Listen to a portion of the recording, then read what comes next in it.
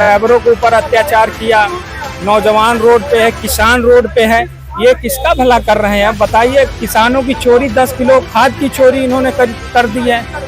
डकैती सीधे डाल रहे, डकैती 5 किलो। लोकसभा चुनाव जैसे जैसे नजदीक आ रहा है, तमाम राजनीतिक पार्टियों में जो है वो तैयारियों का जोर बढ़ता जा रहा है। आज समाजवादी पार्टी के दफ्तर पर बैठक थी, जिसको लेकर के तमाम कार्यकर्ता यहाँ पर मौजूद है। हमारे साथ लोग मौजूद हैं, हम बात करेंगे। आज यहाँ पर पीडीए की बैठक थी, क्या कुछ कहेंगे, क्या की रणनीति बनी है? समाजवादी पार्टी का गठबंधन, इंडिया गठबंधन भारी बहुमत से विजयी होने जा रहा है। इंडिया गठबंधन के डर के भय से, भारतीय जनता पार्टी चुनाव हार के डर से ईडी सीबीआई लगा के नेताओं के प्रधान कर रही है। माननीय अखिलेश यादव को 7 बार सुप्रीम कोर्ट से क्लीन चिट मिल चुका है, नेताजी को मिल चुका है, उन्हें सारे परिवार को मिल चुका है, रिश्तेदारों को मिल चुका है। माननीय उच्चतम न्यायालय पर हम भरोसा करते हैं, वो दूध का दूध और पानी का पानी कर देगा। अब किस प्रकार ये चुनाव जीतने की बात कर रहे हैं, लेकिन लगातार जो है चुनाव इंडिया को और समाजवादी मेरे साथ पीडीए मतलब पिछड़ा दलित अल्पसंख्यक के सारे लोग खत्म हो, सारे लोग खड़े हो गए साथ। पीडीए के लोगों को शिक्षा से वंचित करना चाह रही है, स्कॉलरशिप गरीब बच्चों को खत्म कर दिया है, पिछड़े दलितों का अपमान कर रही है, सबको शिक्षा से वंचित करने जा रही है, और खाद के बोरी में 10 किलो चोरी कर रही है, और बिजली 30 गुना महंगा कर दी है। जनता महंगाई से त्रस्त हो चुकी है, किसी की सब्जी और दाल और चावल आटा खरीदने की हैसियत में नहीं है। लगातार महंगाई बढ़ रही है, लेकिन भारतीय जनता पार्टी भी लगातार जीत कर रही है।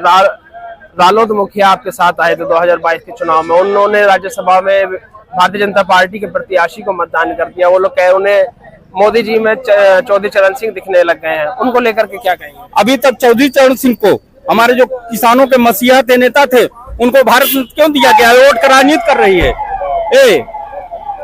भारतीय जनता पार्टी की सरकार। खाद की बोरी में 10 किलो उन्होंने चोरी कर दिया है।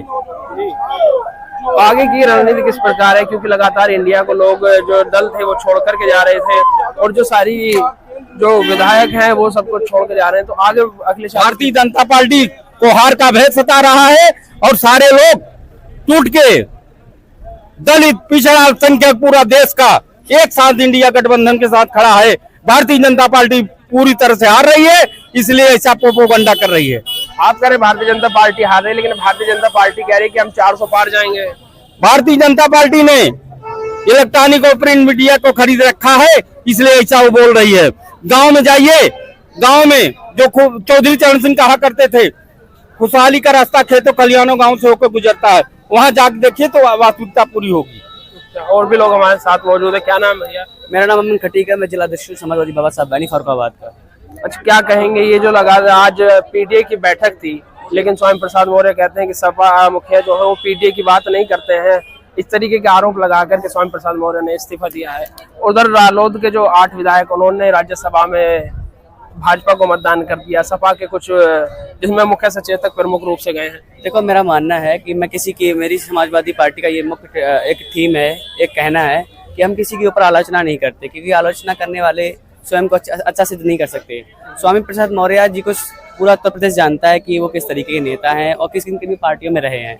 अब जब खुद की कोई पार्टी नहीं बची, ऐसी कोई पार्टी नहीं बची जहाँ वो गए नहीं, इसलिए अपनी पार्टी बना रहे हैं। उनकी राजनीति है, वो किस तरीके की राजनीति नहीं करते हैं।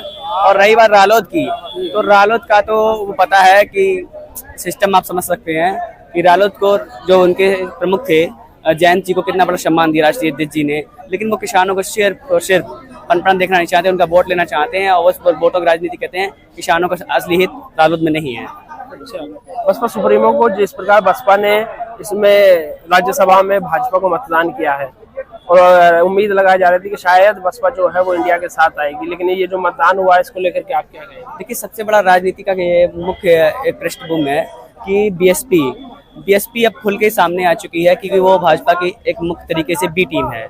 अगर बी टीम ना होती, क्योंकि एकमात्र विधायक था, मायावती जी के बिना आदेश के पत्ता भी नहीं हिलता उनकी पार्टी में, तो उनका एकमात्र विधायक बीजेपी की वोट बिना उनकी मर्जी के कैसे कर सकता है? स्पष्ट हो गया, अब दल तो ने ठान लिया है कि साइकिल को ही अपना मुख्य रूप से वोट करेगी।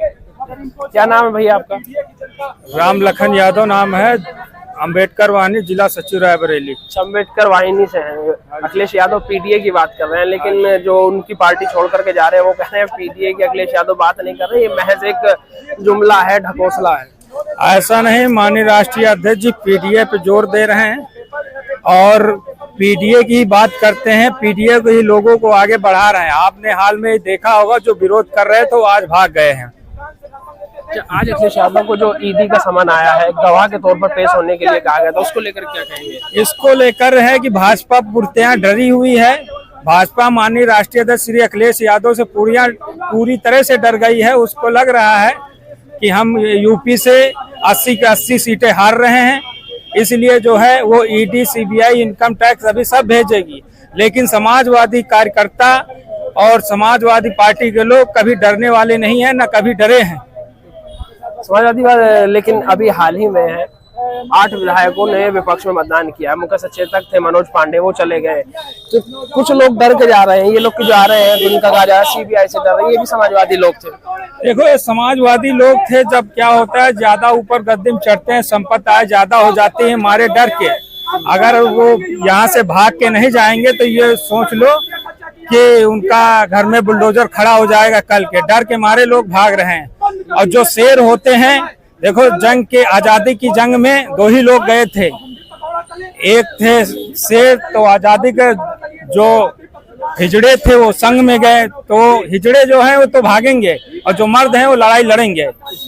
आप युवा हैं, युवाओं को लेकर के क्या कहेंगे? भारतीय जनता पार्टी कहती है कि हम जो है वो करोड़ों रोजगार दे रहे हैं, ये कर युवाओं के लिए तो उन्होंने, आपने देखा है हाल में पेपर लीक हुआ, आप 60 लाख इंटू 400 रुपया कर दीजिए, कितना पैसा हो गया जाके। उसके बाद इन्होंने अभी ड्राइवरों के ऊपर अत्याचार किया।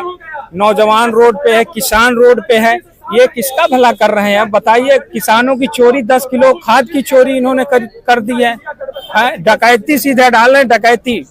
5 किलो राशन देने के नाम पे ये सीधे सीधे 20 किलो मार रहे हैं। बहुत बहुत धन्यवाद। तो ये थे हमारे साथ सपा कुछ कार्यकर्ता जिन्होंने कहा कि भारतीय जनता पार्टी किसानों और युवाओं का शोषण कर रही है, युवाओं के साथ नहीं है।